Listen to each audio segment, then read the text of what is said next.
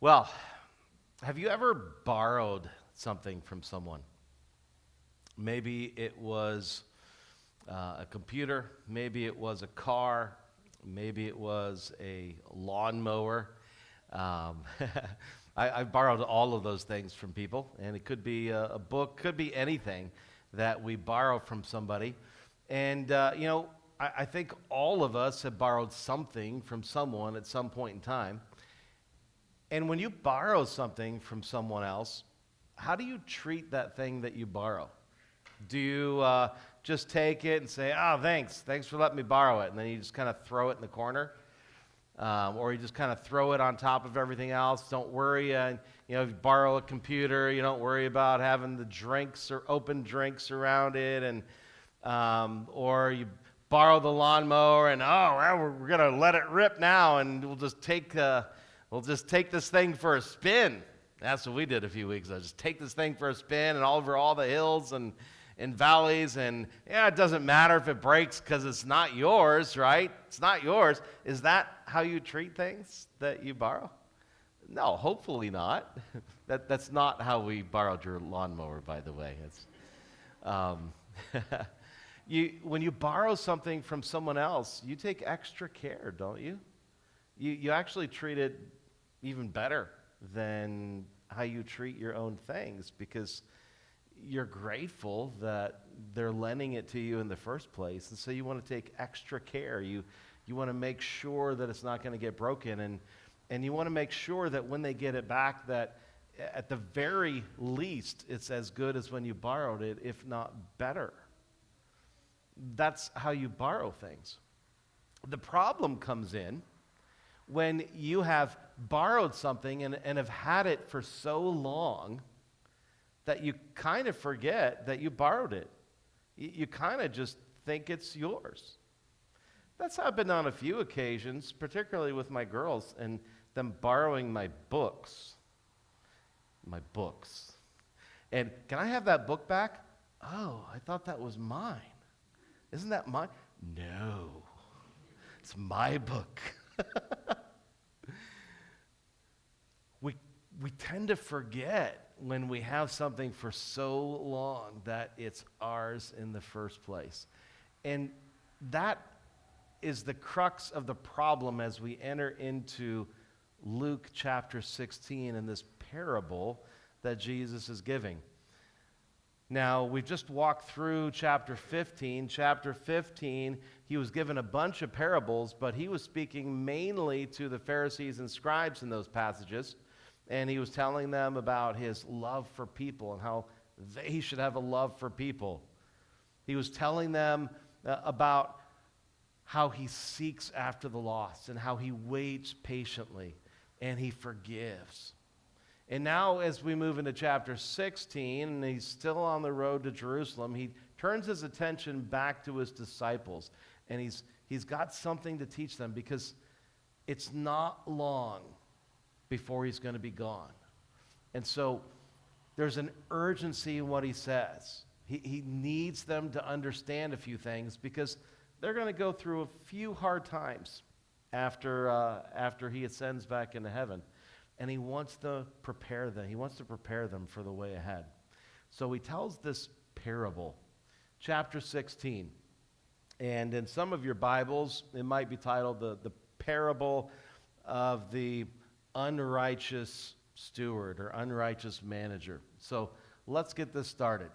Luke chapter 16, verses 1 and 2.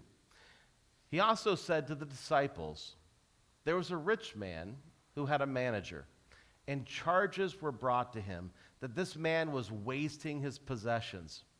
And he called him and said to him, 'What is this that I hear about you? Turn in the account of your management, for you can no longer be my manager.'" All right, so in this parable, we have a rich man. Self-explanatory. He's rich. He's rich enough that he has a man employed to him that acts as his manager, acts as his steward.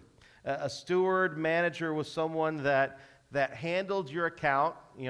Say today you give them access to your bank account, and they handle all your finances, they handle your investments, they handle all your payments that you need to be made, they handle loans, if you're going to loan something to someone else, and purchases. He's in charge of all of that stuff. He's in charge of this guy's assets and money. That's what a steward does. That's what a manager does. And this man is described as having wasted all of the rich man's possessions. That word wasted is the exact same word that we looked at in the last chapter in the story about the prodigal son. In that chapter, the prodigal son was described as squandering all of his wealth. And that's why he was prodigal. He wasted all of the wealth. And this is the exact same Greek word that's used here in this passage. This manager squandered or wasted all of the rich man's wealth. If you remember the message from a couple weeks ago, prodigal son, that word means to scatter abroad. It's like taking money out of your wallet, all of your money, and just going out to a windy day and goes, woohoo, and just throwing it up in the air. And, oh, isn't it fun to watch the money fly? Oh, isn't it pretty? Isn't that great? And you get this wonderful moment of seeing all of this money in the air and floating, and then it's gone. and that's the idea. That's the picture behind squandering or wasting away the money. This steward, this manager, didn't manage well at all. He just squandered and wasted all of the rich man's money. So the problem here is that the manager, the steward, had all of the owner's money available to him for use. But he forgot that the money wasn't his. He had had it so long, he had had access to it so long, and enjoyed the benefits of it for so long that somewhere along the road he went from thinking, okay, here's the rich man's money and I need to use it wisely, to this is my money and I'll use it how I feel like using it. Somewhere along the road he forgot that he was a steward and not an owner. The solution that the rich man gives is, you're fired. You're done. But not only are you fired, but he actually asks him to turn in his account, turn in the account of his books. Well, what does that mean? That's a clear signal that he wants to see an account of exactly how much money he's wasted, because he's going to take this guy to court. He's going to take his manager to court. And he's going to sue him for the money that he inappropriately spent on himself and on other things. So this guy's in trouble. It's not just that he's out of a job, but potentially he could be out for a far lot more. So what is he going to do? Verses 3 and 4. And the manager said to himself, what shall I do, since my master is taking the management away from me? I'm not strong enough to dig, too ashamed to beg. I have to decide what to do so that when I'm removed from management, people may receive me into their houses. So he's got a real quandary here. He's like, how am I going to live? I'm fired, and potentially there could be a lot more money out if I'm sued. What am I going to do? And so he thinks through his options here. And he thinks, okay, manual labor. No. Ex-nay to manual labor. I'm not good at manual labor. I'm not strong enough. I can't do that. Okay, what's next? I could beg. I could beg. Yeah, no, I'm not that desperate yet. I don't want to do that. That would shame me, and I don't want to do that. What else? What else could I do that would get people to receive me into their house? Well, what does that mean, receive them into his house? That word receive means to accept an offer readily as if it was your own idea. And so he's thinking through and he's saying, I want to be able to live at the same level of life that I've gotten used to living under the rich man's money. So how can I do that? I know I'm good at talking. I'm good at manipulating. So I got to figure out a way to talk myself into this, to manipulate people that when I'm fired, they will invite me into their homes to share their things. And they're going to think it's their own idea to do it. Brilliant idea. And so he comes up with this entire scheme as to how to do it. Look at verses 5 through 7. So summoning his master's debtors one by one, he said to the first, how much do you owe my master? And he said, 100 measures of oil. That's a lot of oil, folks. And he said to him, take your bill, sit down quickly and write 50.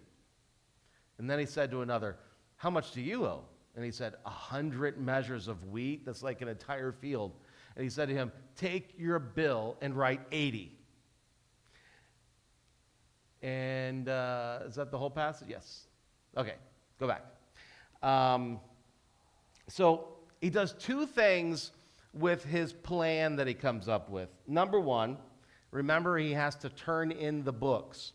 So he hasn't yet turned them in. He hasn't given an account of his management yet. And so he's thinking, if I can get more money into the account, that will look better for me. It'll be less money that I can be sued for. So even though it's not the full amount that they're given back, I can give them to give partial amounts back, and it'll look better for me. The second thing that this does is that he's making friends.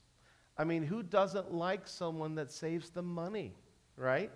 And so these guys all owe the rich man a lot of money, or the equivalent of money, wheat or oil or things like that. And he's saying, okay, I'm going to write your account as paid in full, and you don't even have to pay it in full. I'm giving you a discount. Who likes discounts out there? Who likes it when you get a email or a coupon in the mail or something and it says 50% off, and it was something that you wanted anyway? You'd be like, yes, that's perfect. And so you run to the store and you're like, yeah, I got a deal. I love deals. I love deals. And this guy is offering deals of a lifetime to all the clients. Not just these two. These two were just an example. It's all of the people that he had lended to with the master's money through all the years. He's given them a deal. And at the end of the time, after he's fired, guess who's going to be grateful? Guess who's going to be indebted to him? Guess who's going to invite them into their homes? Oh, yeah, this is the guy that saved me so much money. Come on in. Come on in. And so he's making a good deal. He's figured it out. And it's all about looking out for himself, his own interests, what's best for him.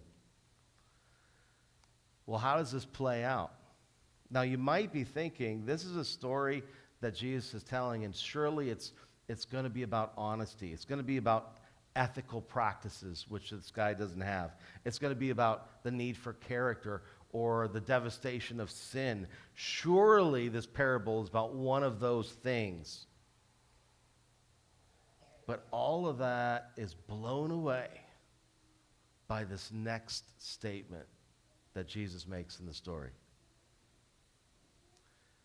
The master commended the dishonest manager for his shrewdness. What? This is the point in the story that, as I'm sure Jesus was telling it, that his disciples, I don't know what they're thinking at that point in time, if they're kind of wrestling with each other, half listening to Jesus, or they're in rapt attention, just sitting around listening. But this is the point in the story that they do a double take. What? What did Jesus just say? What's going on here? What? And this is the point as we're reading it 2,000 years later that, as I read this through 36 times in my office this week, and this is not the first time I looked at this parable, that I said, what? What is going on here? The master commended him? Praised him? What? What exactly is going on here? Now, it's important to note, in fact, it's key to note, why the master is commending him. He's not commending him for his upright character. He's not commending him for his self-centeredness. No, because Jesus takes pain to say he commended the dishonest manager. He could have just said manager, but he wants to bring it to the forefront that, no, this guy hasn't suddenly become good. This guy's a jerk. This guy is crooked. He's a dishonest manager. So he's not being praised for his character. He's being praised for his shrewdness. His shrewdness. What does that mean? Shrewdness means being practically wise or sensible, usually in dealing with people. Shrewdness is the ability to make the most of the opportunities that you have. That's shrewdness, making the most of the opportunities that are available to you. And so the owner, the rich man, he's not praising and commending him as in standing to attention and giving him a standing ovation and saying, oh, you're so amazing. No, it's more of a, man, you're a horrible human being, but I got to hand it to you. That was sly. That was a pretty amazing trick you just did. That's what the manager's doing. That's what the owner's doing. As he looks at this manager, he's kind of in awe, disgusted awe, but kind of in awe at the trick that this manager just played on everybody. So, what's the point? What's Jesus trying to bring out here? This parable's so hard because the main character is not a nice person. The main character is a crook. So is Jesus saying, hey, be like a crook? He kind of is. Not in terms of a crook's character, but in terms of making the most of every opportunity. And we get that because now Jesus kind of backs out of the story and he begins to make commentary on the story. He begins to tell the disciples and to tell us exactly what he wants us to know and understand from this story. Look at the second part of verse 8. For the sons of this world are more shrewd in dealing with their own generation than the sons of light. And I tell you, make friends for yourselves by means of unrighteous wealth, so that when it fails, they may receive you into the eternal dwellings. This is, at face value, one of the most difficult passages in the entire Bible. You look at this and you're thinking, what? Have you gone bonkers, Jesus?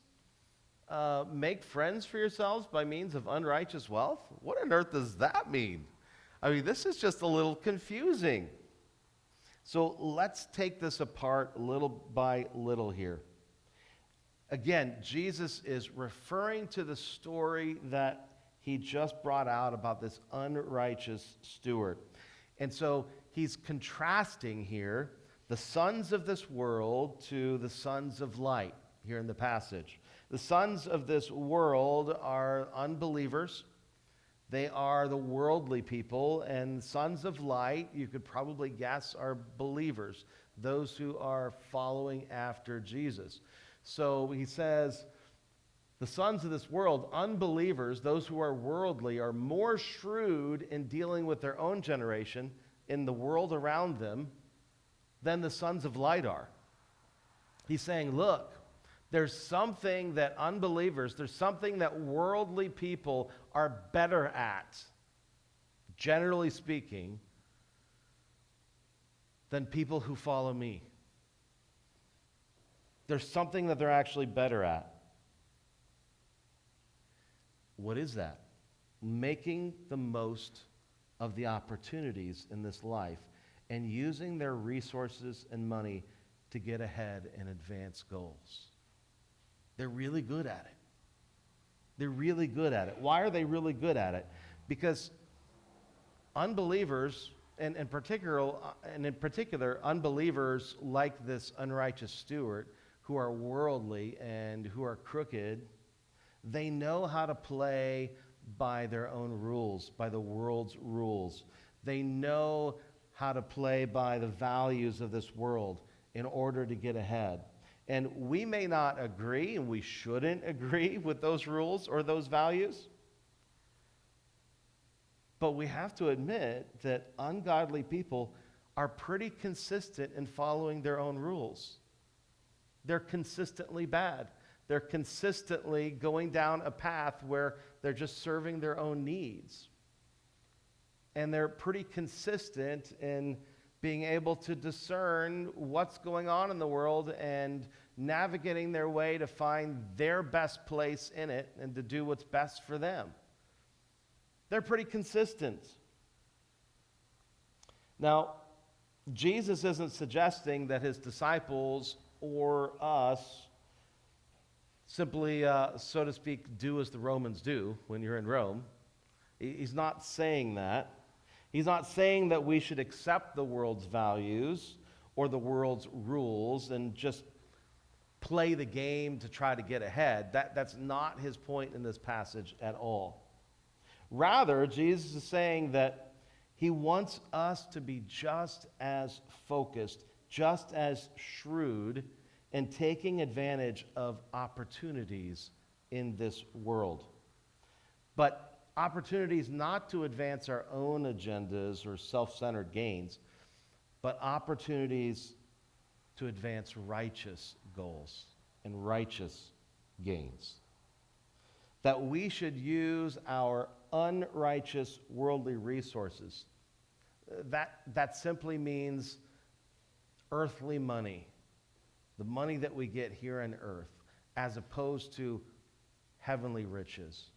That we should use our unrighteous worldly resources, our time, our money, our skills, not to gain things in this world or to be on top or to be comfortable, because those things are going to fail.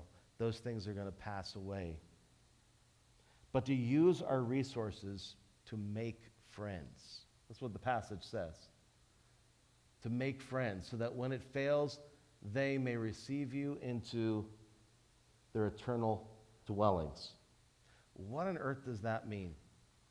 I want you, eternal dwellings, of course, you might be able to guess is referring to heaven, eternal dwellings. So what is he saying there? I want you to picture an old song by Ray Boltz. Thank you for giving to the Lord.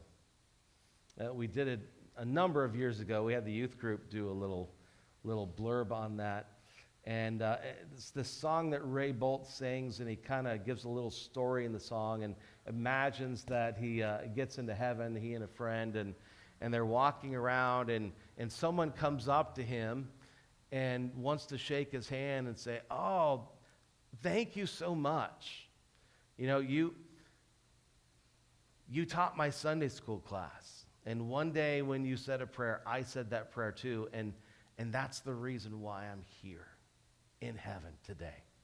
Or you gave money to send a missionary overseas, and that missionary led me to Christ. I'm here because of you. So the phrase in the song is, thank you for giving to the Lord. I'm a life that was changed. And I'm wondering, I didn't look up this information, but I'm wondering if that song was fashioned after this particular verse. Because this is the picture that Jesus is trying to paint here in this picture. He's saying, I want you to take advantage of opportunities in this world, not to get ahead, not to have things, not to be comfortable. I want you to be shrewd like the world, but not with the same intentions of the world. The world is shrewd in order to advance their own agenda, do their own thing, get on top. I want you to be shrewd. I want you to make best use of the opportunities given to you so that you can advance my kingdom, so that there will be people one day in heaven that say, thank you so much. They're going to invite you into their eternal dwellings. Even as the shrewd manager was trying to get people to invite them into his home. There's the parallel there. That's what we're supposed to be focused on. That's what Jesus is trying to tell us. We need to live for eternity. We need to live for eternity. And most of us kind of know that.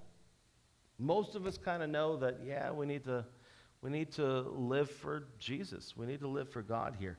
Most of us would be like the Israelites in that passage in Joshua when Joshua says, choose this day whom you would serve. You want to serve these gods? You want to serve these things? Go ahead and serve them. But if you want to serve God, serve God. And all of the Israelites stood up and says, we choose God, we choose God.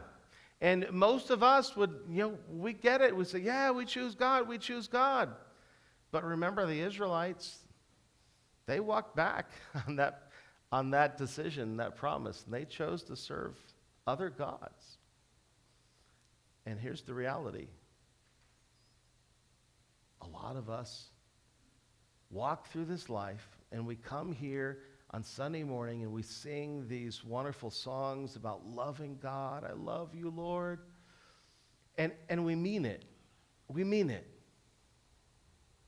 But then we go into the week and we get caught up with other things, with other loves, and serving other things. We find ourselves, instead of living for God, choosing to live for the world and the things in it. And that's why Jesus says that the world is better at living by their rules, for their values and their goals, than Christians are at living by God's rules and God's values and God's goals. They're pretty consistent, wrongly consistent, but pretty consistent. We oftentimes aren't. We oftentimes are double-minded, living for God and for eternity, and sometimes living for the world and for the now. And Jesus is telling his disciples, remember, he's imminently leaving them. Guys, you need to make a decision. You need to be wholehearted. You need to follow me. You need to take the opportunities around you to live for me in this world. You need to use your time, your money, your resources here in this earth to live for me and my rules, my values, my goals. Why? Why should we do that? Well, he tells us in the next part of the passage. One who is faithful in a very little is also faithful in much. And one who is dishonest in a very little is also dishonest in much. If then you have not been faithful in the unrighteous wealth, who will entrust to you the true riches? And if you have not been faithful in that which is another's, who will give you that which is your own?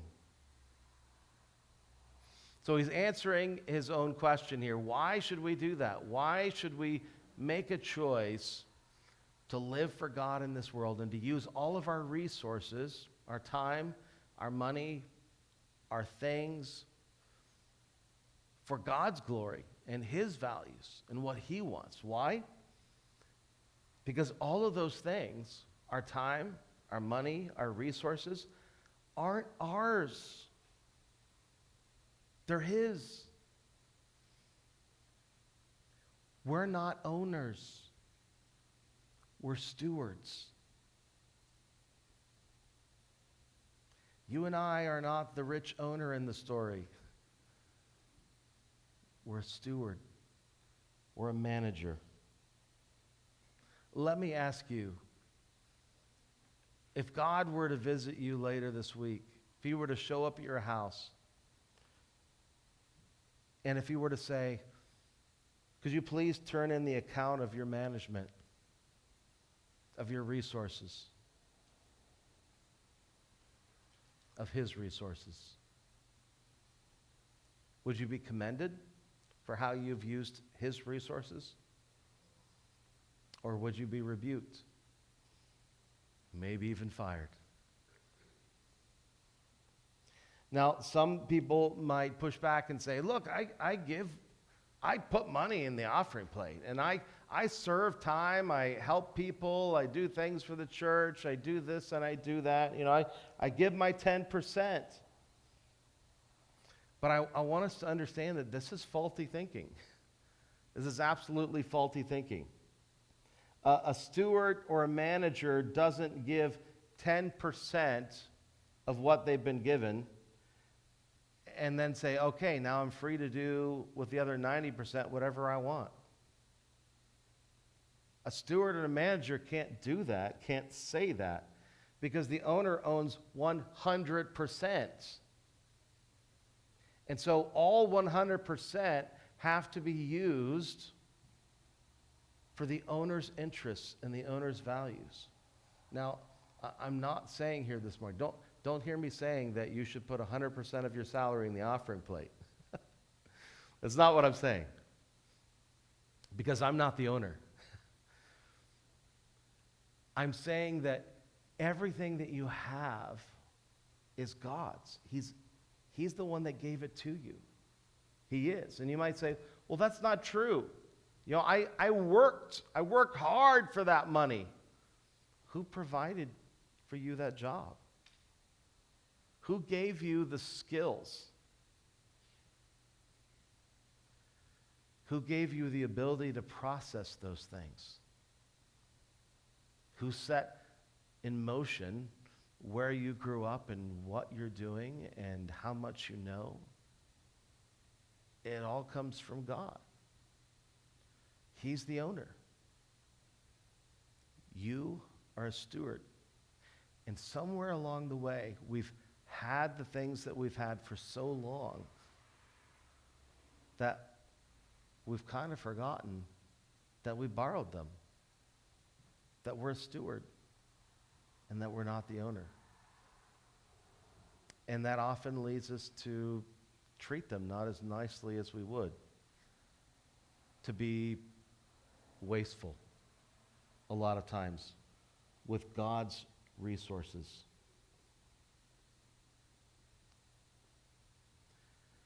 But the problem goes even deeper than that.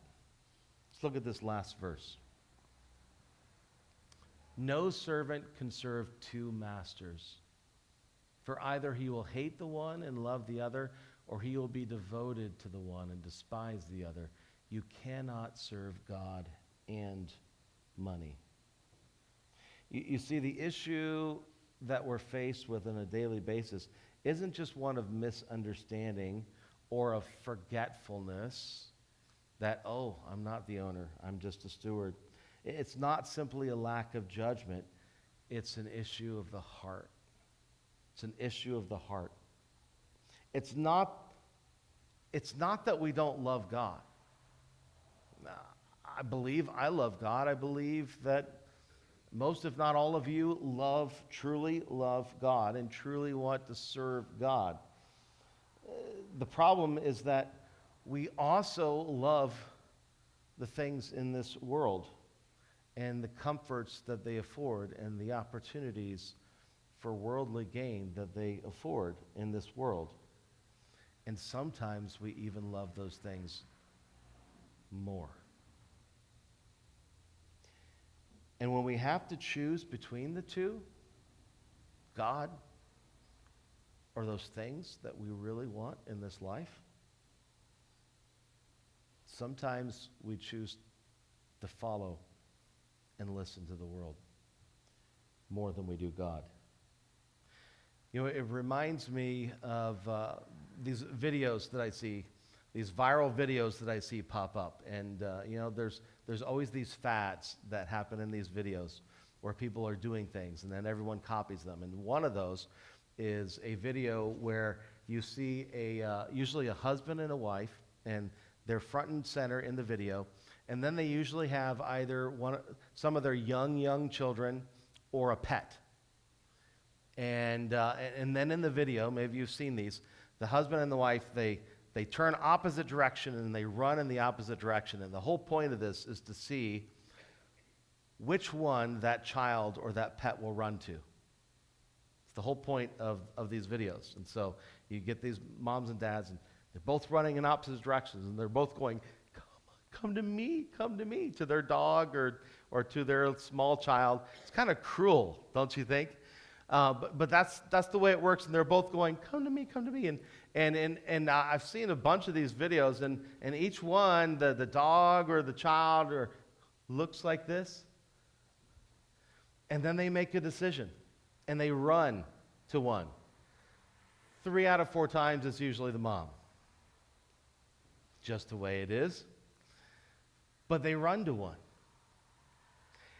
And Jesus in this passage says, look, just like Joshua, long before he said these words, he's saying you got to make a choice, because the way that God's going, his values, his rule is completely opposite to the world's. You can't have both.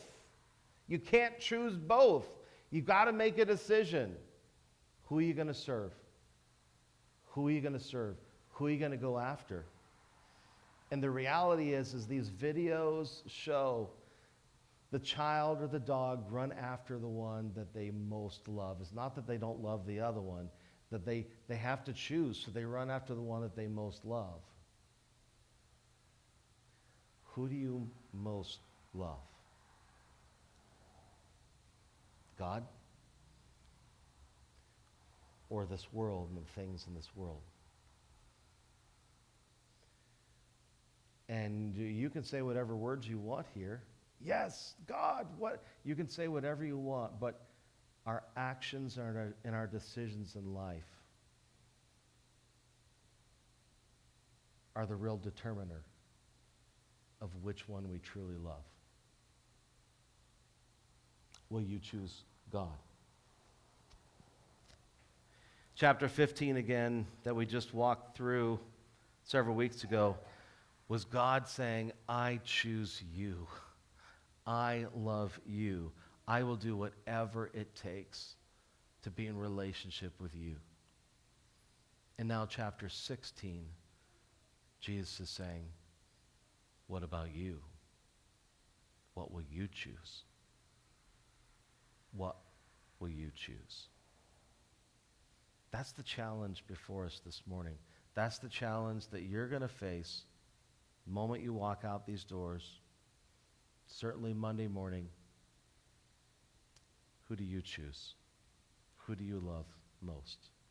Will you decide to truly love God most and to make the most of the opportunity to be shrewd in your life, to do eternal things and make the most of your time here on this earth? Or will you simply choose comfort and the things in this world? Next week, or actually not next week, the week after, we're going to talk about the consequences if you choose to follow the world, what those are. We'll get into that in the next part of the passage. Next Sunday, however, is Father's Day. We're going to do a little bit of a special service, special message. And just a reminder, next Sunday is outside underneath the tents. So please bring your own lawn chair, and we're going to enjoy a service out there together. But for right now, just take a moment to think through these questions as you move into your week. If you were evaluated by God for your job as a steward of his resources, what do you think he would say? What would you be commended for? And what areas would he point out for improvement? And do you treat your things, time, money, resources, like they're yours or like they're God's? And who or what do you love more, God or money and the things that money can buy? hard questions. This is a hard message, but it's one that each of us needs to take into account in our lives. I pray that you do this week. And I pray that God brings us back next Sunday to worship together and to be in his presence. Thanks for being here. You're dismissed.